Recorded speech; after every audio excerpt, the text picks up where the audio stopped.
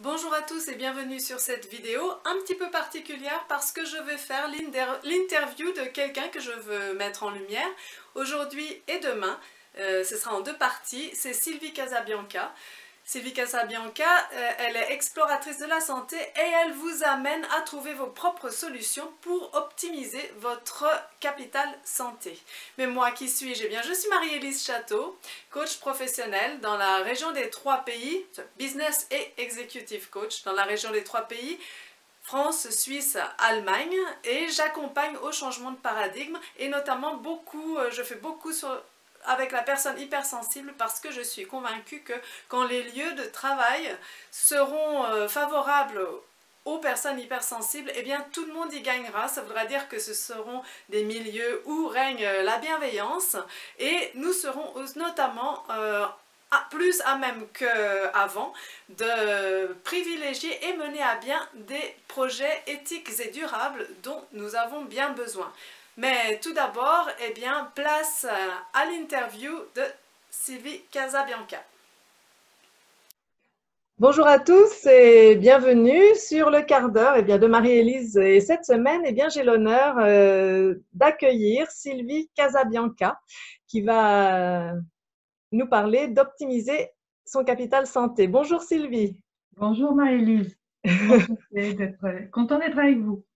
Oui, moi aussi, je suis très contente de te recevoir. Alors, Sylvie Casabianca, eh bien, elle est comme moi, elle est frontalière suisse, mais plus vers Genève. Hein. Elle habite entre Annecy et Genève. Elle travaille à Genève dans un laboratoire hein, en tant que directeur Europe d'un laboratoire d'infectiologie pour les antibiotiques d'urgence.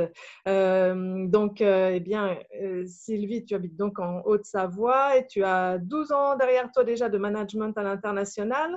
Tu es la maman de 2 grands garçons et aussi, eh bien, tu accompagnes les personnes en individuel pour les maladies chroniques comme le psoriasis, la polyarthrite et aussi pour toute personne qui veut rester en bonne santé. Parce qu'en fait, tu es donc issu d'une famille de médecins conventionnels, mais qui était déjà une famille ouverte. Hein, et toi-même, eh bien, tu fais le pont et c'est là où on est un peu sœur de mission, puisque tu accompagnes également, comme moi, au changement de paradigme. Et alors, bon, moi, c'est en réintégrant, en facilitant l'intégration des personnes hypersensibles dans le milieu du travail.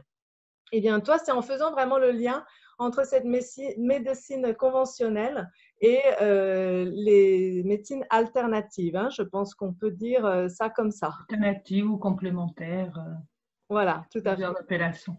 Voilà, et donc toi, tu fonctionnes en réseau et tu fais vraiment le lien pour voilà, avoir cette… bah oui, je peux vous prendre l'exemple, c'est ça l'exemple de mon cardiologue parce que j'étais allée voir mon médecin et je disais, bon, je suis toujours à la limite pour prendre les médicaments contre le cholestérol. Elle m'avait fait faire tout un check-up. Bon, comme j'ai plus de 40 ans, je me suis dit, je vais y aller. Elle m'a envoyée chez un cardiologue très réputé et quand je lui… Alors, il avait l'air très bon hein, au téléphone, passionné par son métier, vraiment l'artiste du cœur. Et quand je lui ai donné mes 3 feuilles d'analyse, tchouk tchouk, il n'a pas du tout regardé les 2 premières. Il n'a regardé que cholestérol et triglycérides. Et moi, ça m'a vraiment surprise parce que je pense que c'est important d'avoir cette vision holistique, hein, plus globale déjà du corps. Hein. C'est très cloisonné. Et voilà, pour lui, il fallait que je prenne les médicaments parce que j'étais un tout petit peu au-dessus. Un dixième en dessous, j'aurais pas eu à les prendre. Donc là, je me suis dit, bon, je vais continuer à chercher d'autres solutions pour… Mais la médecine conventionnelle est très bonne pour tout ce qui est aigu, mais c'est spécialisé à l'outrance, comme tu l'exprimes justement, et ne prend pas en compte et est tout à fait mal à l'aise pour des choses plus chroniques ou comment améliorer son terrain. Ça, c'est vraiment pas son domaine. C'est pour ça que c'est intéressant de l'apprendre. Pour éviter, on va dire, si on a un problème d'infarctus, bien évidemment, on va aller voir un cardiologue. Mais pour gérer son cholestérol, il y a beaucoup d'autres choses à faire que des traitements. Voilà, et depuis, je prends des flocons d'avoine le matin, par exemple. Voilà. Donc, c'est un très bon exemple. Oui, oui, voilà. Très bien. Et donc, ce que je veux rajouter avant de te poser des questions, eh bien, c'est que nous sommes un peu sœurs de mission, Sylvie et moi. Nous avons fait une même formation en ligne, hein, les Soldiers de Céline Joyce Douet. Et oui, nous sommes un peu en miroir puisque voilà, nous avons un peu la même mission, comme j'en ai parlé juste avant, de permettre ce changement de paradigme, de mettre de l'huile dans les rouages et de permettre Et ce de réunir plutôt que d'opposer aussi. Je pense Voilà, que tout à fait, tout à trouver fait. le meilleur des deux. Voilà, tout à fait. C'est tout à fait ça. Donc, alors je vais te poser la question, qu'est-ce que la santé pour toi et pourquoi la prendre en charge? En fait, la santé, si on regarde la définition de l'Organisme mondial de la santé, qui est quand même de la médecine conventionnelle, mais il est écrit que la santé est un état de bien-être physique, mental et social. Et c'est aussi écrit que c'est pas une absence de maladie ou une absence d'infirmité. C'est beaucoup plus complexe que ça. Et donc, il me semble que c'est quelque chose sur lequel on communique pas beaucoup, on prend pas en sorte beaucoup. On attend souvent d'être malade pour réagir, mais comment faire en sorte pour ne pas être malade? Donc voilà pourquoi il me semble que c'est important.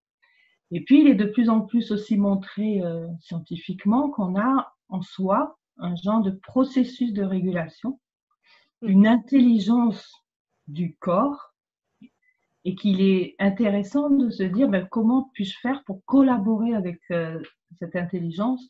Comment? Parce que ce processus d'autorégulation, c'est finalement la meilleure prévention pour ne pas tomber malade. Voilà, et justement, comment l'optimiser, ce capital santé? Qu'est-ce que tu nous conseillerais? Alors, comment l'optimiser? Mais peut-être avant, pourquoi l'optimiser? Je n'ai pas tout à fait répondu peut-être. Il me semble que pour moi, la santé n'est pas un dû.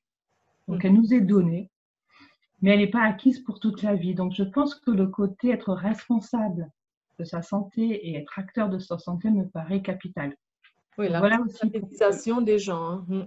Voilà, être parfaitement intégré et puis quel que soit le parcours de sa santé, être au cœur vraiment de ce parcours-là et ne pas être patient.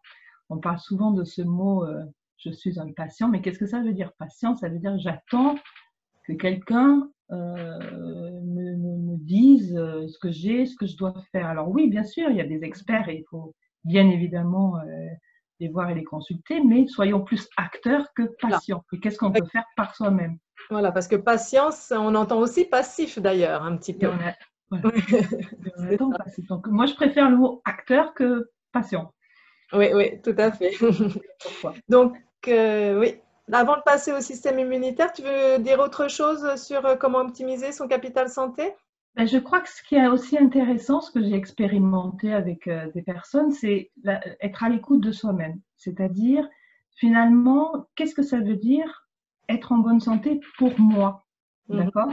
Et essayer de se souvenir de son état optimum de santé. Donc peut-être, je ne sais pas, quand j'avais 15 ans, je me sentais en super forme, je faisais du sport ou quelque chose comme ça. Donc avoir ça en tête en disant, ça c'est mon état optimum. D'accord? Alors pour X ou Y raison. Voilà, comme une référence. Et puis s'écouter en disant, mais quelle est ma météo intérieure ce matin? Est-ce que je me sens fatiguée? Est-ce que je me sens en bonne santé? Je me souviens de cet état-là. Si je suis malade, bien évidemment, je vais être loin de cet état-là. Mais comment je peux me calibrer et me mettre moi-même des objectifs finalement? Donc, je pense que ça, c'est aussi très important avant d'être acteur, connaître finalement la scène de théâtre sur laquelle on est et comment adapter à soi-même. Alors, par exemple, pour quelqu'un, aller, je sais pas, moi, manger de la viande, ça va pas être OK. Pour quelqu'un d'autre, ça va être OK. Donc, il n'y a pas de diktat non plus. Je crois que ça, c'est aussi important de la santé. Oui, éviter l'écueil des diktats ou vraiment plus faire ça complètement, tu conseillerais pas ça? Je conseillerais pas ça. Par exemple, OK, il faut manger équilibré, il faut faire attention, le sucre et compagnie. Mais si un soir, moi, j'ai un repas avec des personnes que j'aime bien et que je fais un écart parce que ça m'a fait plaisir, c'est OK aussi. Voilà. Donc en fait, on parle de vitalité. Dans la vitalité, comme on a vu dans la définition de l'OMS, c'est aussi d'autres d'autres composantes. Et ce sont des composantes psychiques, du mental, et la Oui, bonne humeur en fait partie. Donc, c'est finalement, je me pose, pour moi, qu'est-ce que c'est mon état de santé optimum et qu'est-ce que je peux faire pour maintenir ou retrouver ceci, cela, et pas de diktat. Je crois que ça c'est tue. vrai. C'est un bon exemple, le repas, parce que ça va nous avoir boosté, on va avoir rencontré les gens, on va avoir parlé, ça va nous avoir fait du bien. Donc, ce Voilà. serait dommage, effectivement, de s'en mordre les doigts après parce qu'on a pris un verre de vin. Voilà. Et un verre de vin, tant qu'on ne boit pas 2 bouteilles par jour, Voilà. on peut autoriser de temps en temps. Donc, Oui, c'est vrai qu'on a tendance à faire ça. parce qu'il ne faut pas culpabiliser aussi. Je Voilà, pense pas que c'est très culpabiliser. important. Voilà, oui, pas culpabiliser. Et pour le système immunitaire, alors, c'est donc sur ces bonnes paroles que l'on va se quitter pour cette vidéo et rendez-vous pour le système immunitaire dans la prochaine vidéo. À bientôt!